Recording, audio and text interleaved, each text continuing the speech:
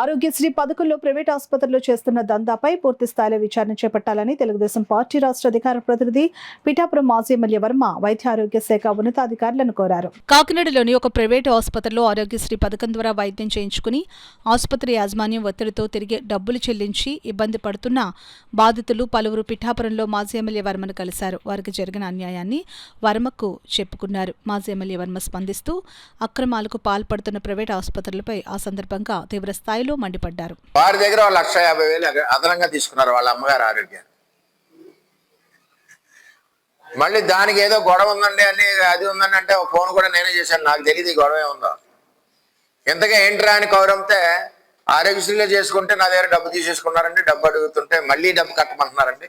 నేను ఎక్కడ తెచ్చి తేవాలని అంటే ఆరోగ్యశ్రీలో ఆపరేషన్లో హాస్పిటల్కి కావలసినంత డబ్బు పొందడం అంటే పర్యవేక్షణ పెంచాలి. ఇటువంటి హాస్పిటల్ మీద చర్యలు తీసుకోవాలని చెప్పి నేను డిమాండ్ చేస్తా ఉన్నా.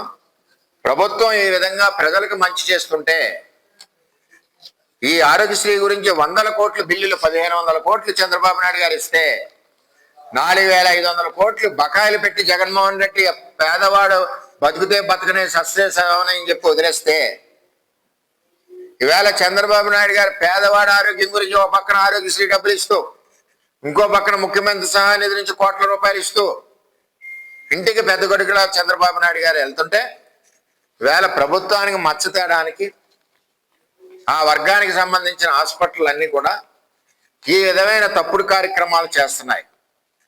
వీటన్నిటికి కూడా ఎవిడెన్స్తో సహా నా దగ్గర ఉంది. వారిని కూడా హెచ్చరించాం.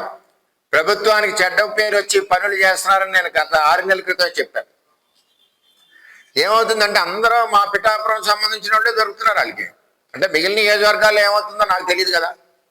దీన్ని బట్టి ఒక పిఠాపురంలోనే ఎంతమంది ఉన్నారంటే రోజుకి దగ్గర ఈ జిల్లాలో ఉమ్మడి తూర్పుగోదావరి జిల్లాలో చేసుకుంటే 19 నియోజకవర్గాలు, రోజుకి 7 పేషెంట్లు, 7 ఏళ్ళు 14 లక్షలు ఒక్కో జిల్లాకి. ఉమ్మడిలోకి వెళ్ళేసరికి రోజుకి 3 కోట్లు.